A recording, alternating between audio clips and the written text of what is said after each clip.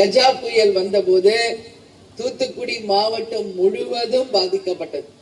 அப்ப நேரடியாக வந்து மக்களை சந்திச்சு நமது கழகத்தின் சார்பாக அனைத்து மக்களுக்கும் தேவையான உதவி பொருட்களை நானே நேரடியாக தெருவாக சென்று ஒவ்வொரு வீடாக சென்று மக்களை சந்திச்சு அந்த மிகப்பெரிய துயரில் உங்களோடு நான் பங்கேற்ற அந்த நாட்கள் என் மனசுல வருது.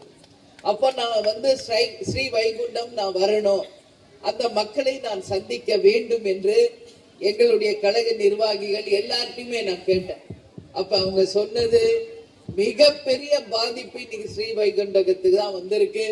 இந்த ஸ்ரீ வைகுண்டமே இன்னைக்கு ஒரு தீவு போல, எந்த தொடர்பும் இல்லாமல் சுத்தி தண்ணி வந்ததுனால அந்த ஊருக்குள்ள போகவும் முடியாது, ஊர்ல இருக்கிறவங்க வெளியும் வர முடியாத ஒரு நிலைமை இருக்கிறது. போகணும்னா போட்ல தான் போகணும் அப்படின்னு சொன்னாங்க. அப்ப காவல்துறையும் அனுமதியும் தரவில்லை. நான் சொன்னேன், பரவாயில்ல, போட்ல கூட போவோம், நீச்சல் அடிச்சு கூட போவோம், என் மக்களை நான் சந்தித்தே ஆக வேண்டும் அப்படின்னு சொல்லி நான் எவ்வளவோ கேட்டேன். போலீஸ்ட கேட்டேன், மக்கள்கிட்ட, நம்ம நிர்வாகிகள் எல்லாத்தையுமே கேட்டேன். ஆனா போட்டும் அரேஞ்ச் பண்ண முடியல. மிகப்பெரிய ஒரு சிச்சுவேஷன். நான் கொஞ்சம் தூரமா இருந்தே பார்த்துட்டு போயிட்டேன். இன்னைக்கு லஞ்சம் ஊழலுக்கு அப்பாற்பட்டு ஒரு நேர்மையான தலைவராக 100 வயது கடந்தும் ஒரு நேர்மையான கக்கனுக்கு இணையாக ஒரு தலைவர் வாழ்கிறார் என்றால் நமது ஐயா நல்ல கண்ணு அவர்கள் பிறந்த ஊர் இந்த ஸ்ரீ வைகுண்டம் என்பதை மக்களாகி உங்களோடு நான் பகிர்ந்துகிறத உண்மையிலே நான் மகிழ்ச்சி அடைகிறேன். தமிழ்நாடு முழுக்க பார்த்தோம்னா உள்ளம் தேடி இல்லம் நாடி என்று எங்கள் நிர்வாகிகள் சந்திப்பு, கேப்டனுடைய ரத யாத்திரை என்று தமிழகம் முழுவதும் முடித்து எனது இறுதி கட்ட பயணமாக இன்னைக்கு தூத்துக்குடிக்கு வந்திருக்கேன். அதனால மக்களாகி உங்களுக்கு நான் இந்த நேரத்துல சொல்ல வேண்டியது ஒரு விஷயம். இங்க தண்ணி மிகப்பெரிய ஒரு கஷ்டம். இங்க கால்வாய்கள் இருந்தும் எந்த சீரமைப்பும் இல்லை. தண்ணீர் மிகப்பெரிய கஷ்டத்துல இருக்கிறதுனால இங்க விவசாயமும் செய்ய முடியல, எந்த தொழிலும் இல்லாதனால பல பேர் மற்ற மாநிலங்களுக்கு மற்ற ஊர்களுக்கு குடிபெயர்ந்து சென்று விட்டதால் இன்னைக்கு ஒரு மிகப்பெரிய ஒரு வறுமையினான ஒரு நிலைமை இருக்கு. வானம் பார்த்த பூமின்னு சொல்லுவாங்க தூத்துக்குடினா. இங்க என்ன தொழில் இருக்கு அப்படின்னு நம்ம பார்த்தா உப்பளங்கள் இருக்கு தூத்துக்குடியில, முத்து குளித்தல் இருக்கு, மீனவர்கள் அதிகம் இருக்காங்க, மீன் தொழில். இதை தவிர சிப்காட்ல இன்னைக்கு பெரும் பிரச்சனைகள் இருக்கு. இளைஞர்களுக்கு வேலை வாய்ப்பு இல்லை, டாஸ்மாக் போதை கலாச்சாரம் எங்கு பார்த்தாலும் வளர்ந்துருச்சு, சட்டம் ஒழுங்கு ஒரு மிகப்பெரிய ஒரு கேள்விக்குறியாக இருக்கு. இந்த மாதிரி எல்லாம் ஒரு சிச்சுவேஷன் இருக்கிறது. இந்த நிலையெல்லாம் மாறணும். இங்க வாழ்கின்ற மக்களுக்கு ஒரு வாழ்வாதாரத்தை அட்லீஸ்ட் இனி வருகின்ற காலத்துல நல்ல ஒரு ஆட்சி நிச்சயம் வரும். அந்த ஆட்சி மக்களுக்கு நிச்சயம் நல்லது செய்யும் என்பதை இந்த நேரத்துல உங்ககிட்ட உறுதியாக நான் சொல்றேன். சடையநேரி கால்வாய் மூலமாக உபரி நீர் மட்டும்தான் வருதே ஒழிய எல்லா நேரமும் மழை நீரோ நல்ல தண்ணீரோ அங்க வந்து அந்த குளங்களையும் ஆறுகளையும் நிரப்பினால் இங்க இருக்கின்ற மக்கள் வாழ்வாதாரம் நிச்சயம் நிரம்பியதாக இருக்கும். ஆனால் வெறும் உபரி தண்ணியை திறந்து விடுறதுனால இங்க மக்களுடைய வாழ்வாதாரம் கேள்விக்குறியா இருக்கு.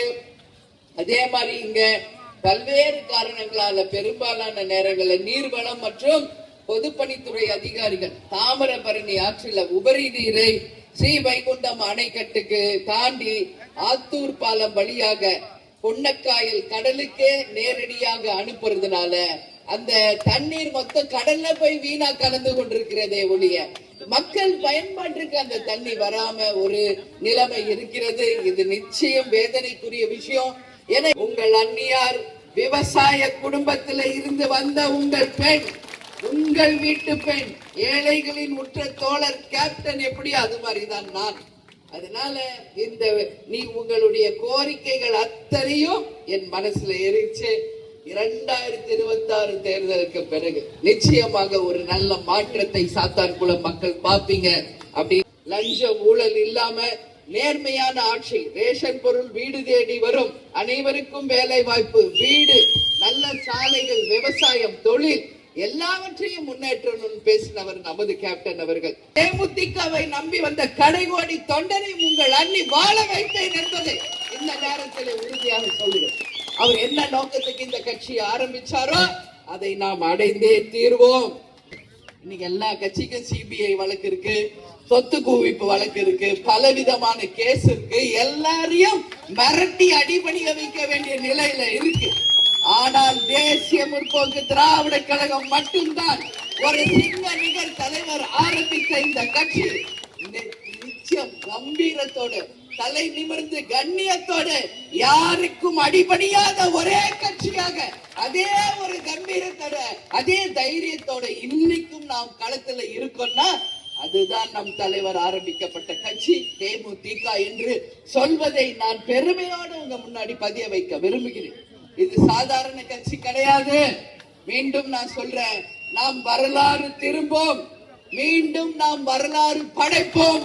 அந்த வரலாற்றில் நீங்களும் இடம் பிடிப்பீர்கள் என்பதை உங்களுக்கு இந்த நேரத்துல நான் சொல்ல கடமைப்பட்டிருக்கேன். யாரோட கூட்டணி என்று போகும் இடமெல்லாம் பத்திரிகைக்காரர்கள் என்னிடம் கேட்கிறாங்க. உங்ககிட்ட நான் சொல்றேன், நான் எல்லார்ட்டையும் சொல்றதா, எங்க கழக மாவட்ட கழக செயலாளர்கள், ஒன்றிய நகர பேரூர் கழக என் அன்பு நிர்வாகிகள், கடைகோடியில இருக்கும் என் தொண்டர் யாருடன் கூட்டணி அமைக்கணும் சொல்றாங்களோ அவர்களுடன் தான் கூட்டணி. வேற எதுக்கும் உங்க அண்ணிய அடிபடிய வைக்க முடியாது. நீங்க எந்த கூட்டணி வேணும்னு விரும்புறீங்க எனக்கு தெரியும். ஒரு தாய்க்கு தான் தன் குழந்தையை பற்றி தெரியும். இன்னைக்கு உங்க அண்ணியா இருந்தாலும் நான் இனிமேல் உங்களுக்கு எல்லாம் அம்மா, உங்களுடைய தாய். என் குழந்தைகள், அதாவது என் குழந்தைங்கன்னா என் தொண்டர்கள், என் மகளிரணி யாருடன் கூட்டணி வைக்கணும் நீங்க விரும்புறீங்க என்பது எனக்கு 100% தெரியும். உங்க முகத்தை பார்க்கும் போதே அதை நான் கண்டுபிடிச்சிருவேன்.